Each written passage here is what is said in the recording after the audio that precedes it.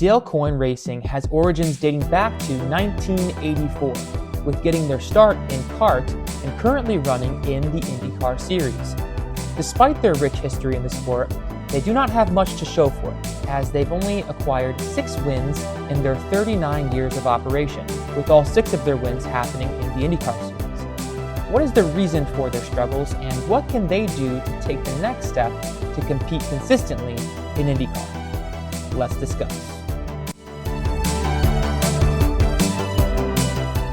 Dale Coyne Racing saw most of their success towards the end of the kart era, notably in 2004 with Oriol Servia, where their effort secured a 10th place finish in points, while they also finished on the podium once, as well as in 2007 with Bruno Junqueira, where they had 3 podiums yielding a 7th place finish in points.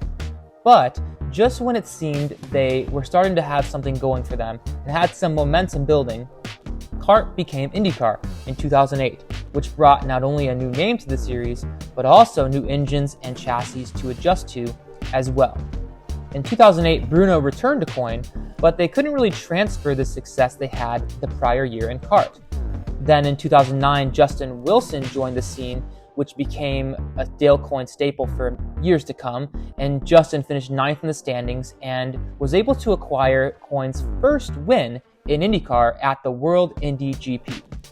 Unfortunately, the following years, Justin moved on to Dreyer and Reinbold for 2 seasons, but returned back in 2012 to get Dale Coyne their second win in IndyCar. In 2013, Justin Wilson gave DCR their best finish in the championship standings to date, finishing 6th in points, as Justin finished in the top 10 13 times that season. That same year, Mike Conway acquired a win in Detroit, and the following year, Carlos Huertas also acquired a win in Houston.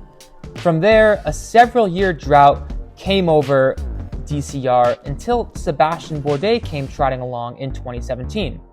And he went on to win a race in St. Petersburg for DCR that year, while Ed Jones had a very solid rookie year to show for as well. Sebastian came back the 2018 season and earned another win at St. Petersburg. Man, was he good there, and finished with 8 top 10s and finished 7th in points.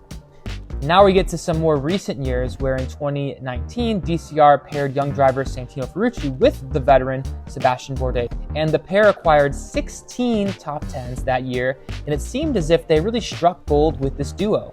Even though Sebastian was going to be moving on that year, one could be optimistic that they had the young driver in Santino Ferrucci to build off of. And they tried to do that. In 2020, Santino came back and was paired with Alex Palou. Yep, you heard that right. Alex Palou driving for Dale Coyne Racing.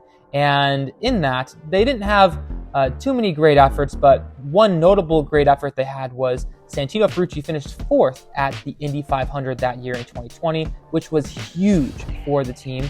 And he ended up being the Rookie of the Year that year.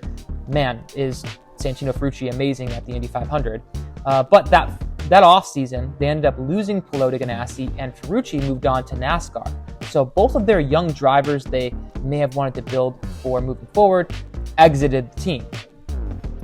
For the 2021 season, they paired Indy rookie Romain Grosjean with Ed Jones, where Romain ended up having a breakout season, finishing the top 10 6 times. But then that off-season, here the trend continues, Romain moved on to Andretti. And then the next 2 years was kind of David Malukas years, where they had this great partnership with HMD Motorsports, which brought the up-and-coming driver David Malukas to drive for them. And he had several top 10s to show for it these past couple years and showed a lot of promise, which that promise led to getting the attention of McLaren, where David will be racing for in the 2024 season. So I know I just gave you a Cliff Notes version of the Dale Coyne Racing experience over the past several decades, but kind of where are they going to go from here, and what are my thoughts on the matter? But really, in recent years, Coyne has had many promising drivers come their way, such as Alex Palou, Romain Grosjean, and David Malukas. In this, they have lost all 3 of them to bigger teams, such as Ganassi, Andretti, and McLaren. Something else to note is that during much of their success, they were equipped with seasoned engineers to aid their efforts. Many of the Newman-Haas staff from Bourdais' dominant time in Champ Car carried over to IndyCar with Dale Coyne. but many of those knowledgeable and championship-proven members have since moved elsewhere.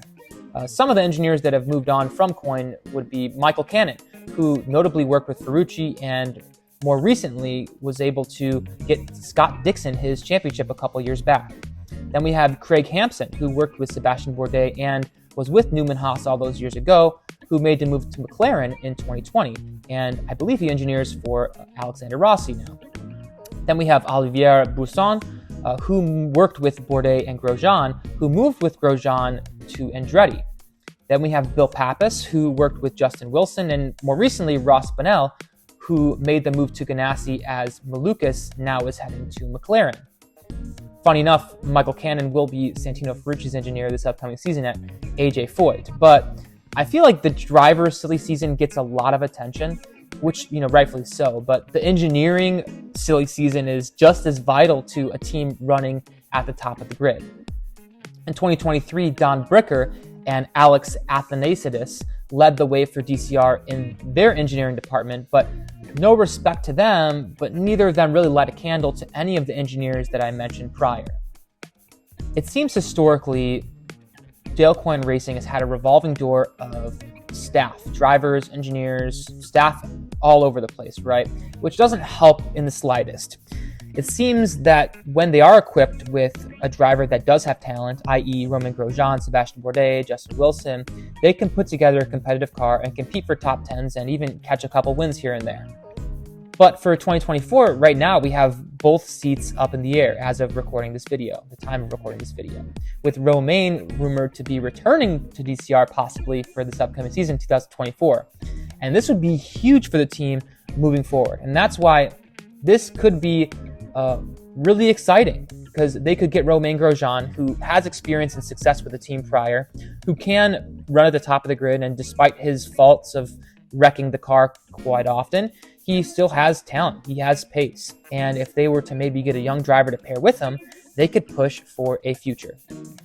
However, the ownership, Dale Coyne, seems content with losing drivers. He had a quote a couple years back saying, "We like it when somebody leaves here and goes to a better field because it shows that we can groom them.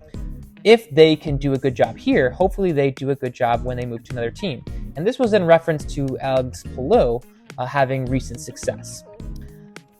To close, DCR has completed 836 races with only 6 wins to show for it. And something has to change. If they want to be relevant again, if they want to compete in the top 10 consistently, you got to make a change. And they've been in IndyCar just as long as anybody else has, really. And when you have this loser mentality, how are you going to expect to compete, right? And when is that going to stop? Are you just going to be content with everybody moving on from your team and doing great things elsewhere? I understand you're a small team. I understand you may not have as much funding as other teams, but you have the history of any other team. And with that should come people wanting to stay at your team, right? You don't want to have to be this stepping stone for IndyCar forever, right? And I do feel like Dale Coyne feels this a little bit. I do have another quote from him saying, "You don't want to be the underdog forever. You want to get to the top. We've made strides to do that. Every year we get a little better. That is the drive to be competitive, determined to reach your goals and keep going."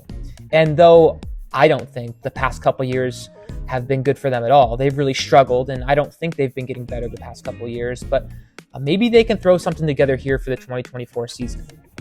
They've had many good single season runs in IndyCar, 2009 with Justin Wilson, 2018 with Bourdais, and even some single good races as well, such as with Ferrucci's Indy 500 effort. And maybe it starts there, having a good race, just one good race, and then moving forward from there.